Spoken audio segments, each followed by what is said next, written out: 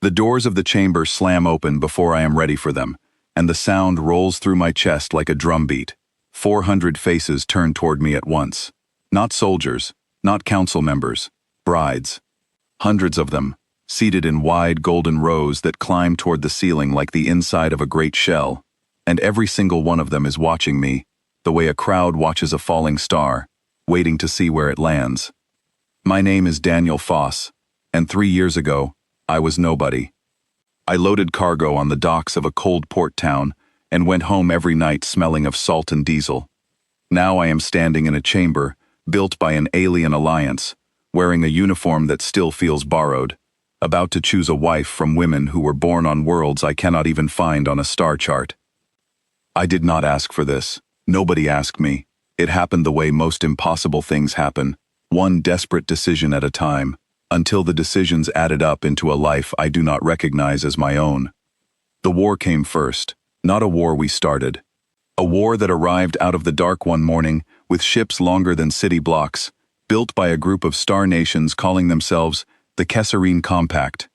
They believed we were simple, slow, easy to fold into their order without a fight. They were wrong, and the fight that followed cost more than anyone on either side wanted to pay. I was a gunner on a ship that should not have survived the 3rd year of that war. We did survive, and somehow, by the time the fighting stopped, my name had become attached to a battle called the Line of Ceres, where our small broken fleet held a position nobody thought could be held. I do not remember feeling brave that day. I remember being too frightened to run, and somehow that fear looked like courage from far enough away. When the war ended, the Compact did not offer surrender. They offered marriage. It sounds strange to say out loud, but it is the truth. Their scientists discovered something that terrified them more than our weapons ever did. Human beings were rare in a way none of the older species could explain.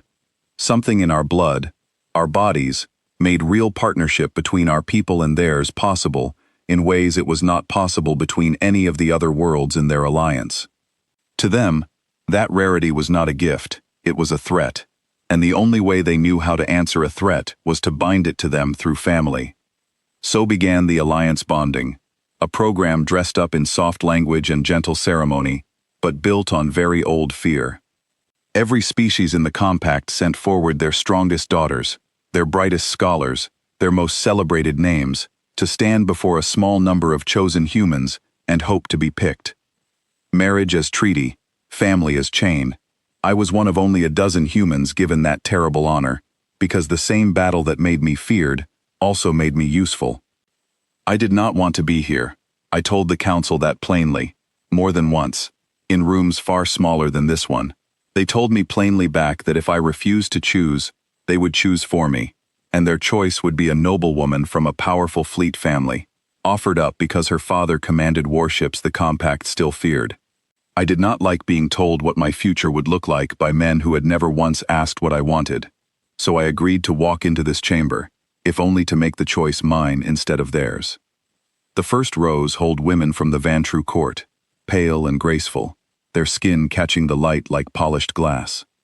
They rise together and sing a greeting in 3 overlapping voices, a sound so beautiful it makes the hair on my arms stand up, and yet none of it feels real. It feels rehearsed, the way a performance feels rehearsed, every note polished until nothing human is left underneath it. Further along sit the Elix scholars, calm and precise, each one reciting a short line about her studies, her achievements, her devotion to peace between our peoples. One of them speaks about a bridge she designed that could connect 2 moons. Another describes a cure she helped build for a disease that once killed thousands of her own people every year. They are brilliant. They are also afraid, and I can see it clearly now that I am close enough to look past the practiced calm. Their hands are folded too tightly. Their eyes flick toward the ministers standing at the edge of the room, watching for approval, watching for danger, the same way a person watches for weather that might turn without warning. I move down the long aisle slowly, and the ministers walk a step behind me, whispering names and titles I forget as fast as they are spoken. A pair of Odari sisters curtsy in perfect unison, smiling matching smiles that never once reach their eyes. A young noblewoman from a Warfleet family stands very straight, and recites a list of alliances her marriage to me would secure, as though she is reading a contract instead of introducing herself. Every one of them wants something from this moment, or has been trained since childhood to act as though she does, and underneath every performance I can feel the same quiet fear running like a current beneath still water.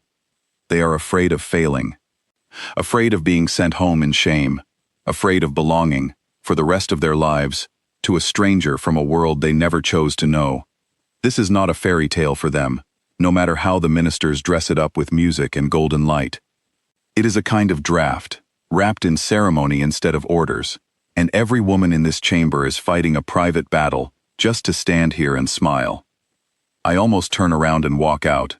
I tell one of the ministers, quietly, that I refuse to pick a wife the way a person picks cargo off a shelf. He answers just as quietly that the choice will be made either way, with me or without me, and reminds me again of the noble woman from the Fleet family waiting in the front row, her father's warships still the deciding factor behind every door in this building. So I keep walking, because the only power I have left in this room is the power to choose badly on purpose, and even that feels like something worth protecting. Near the very end of the aisle, past the nobility and the scholars and the perfectly rehearsed smiles, I see her. She is not seated with the others. She stands apart, near a side wall, flanked by two armed guards who watch her the way a person watches a fire that has not yet decided whether to spread. She wears no jewelry, no ceremonial robe, nothing designed to please a crowd. Her arms are crossed. Her jaw is set so tightly I can see the muscle working beneath her skin. When my eyes land on her, she does not look away the way every other woman in this chamber has been trained to do.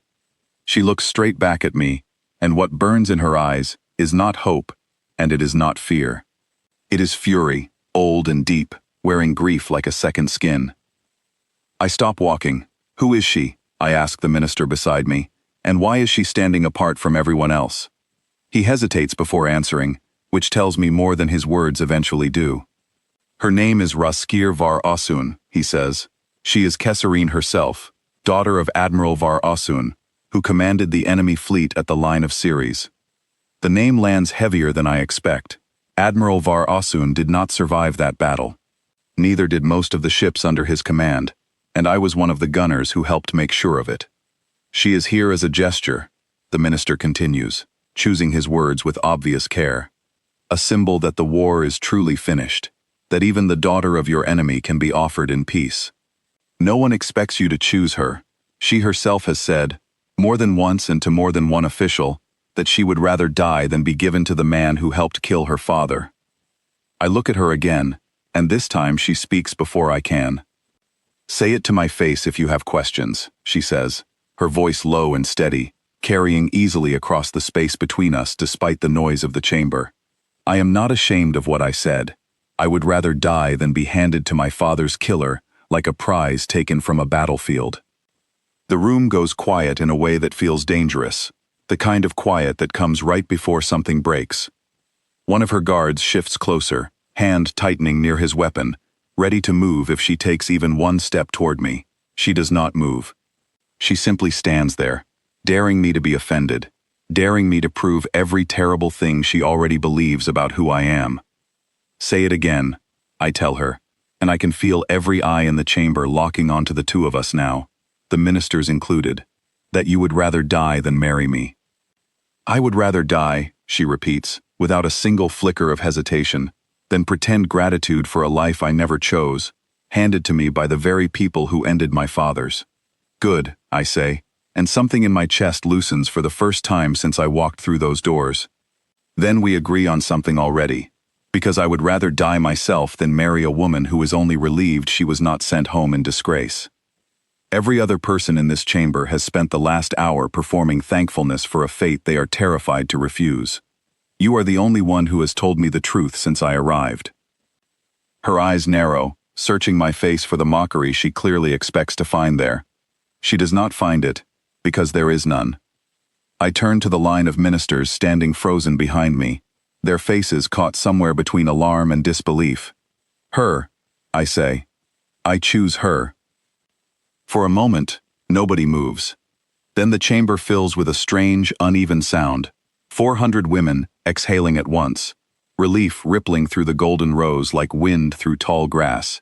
Every one of them grateful it is not her name being called. Raskir does not share that relief. Her face stays hard, unreadable, as two of the ministers rush toward her with urgent, hushed voices, trying to explain what has just happened, as though she has not understood every word of it perfectly well. The days that follow move faster than I can properly hold on to. There are meetings I do not fully understand, documents I am asked to sign without enough time to read them, security officers who suddenly appear at my door and refuse to explain why.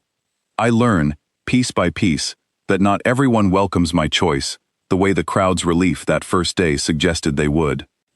Certain families within the fleet nobility believe their daughter would be chosen, and they do not take the disappointment quietly.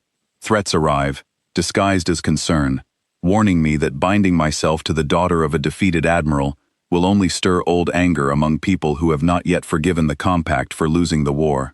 Other voices, from Raskir's own side, are louder still, accusing her of betrayal simply for standing in that chamber at all, for allowing herself to be chosen by the enemy rather than refusing outright, no matter what the cost of refusal might have been.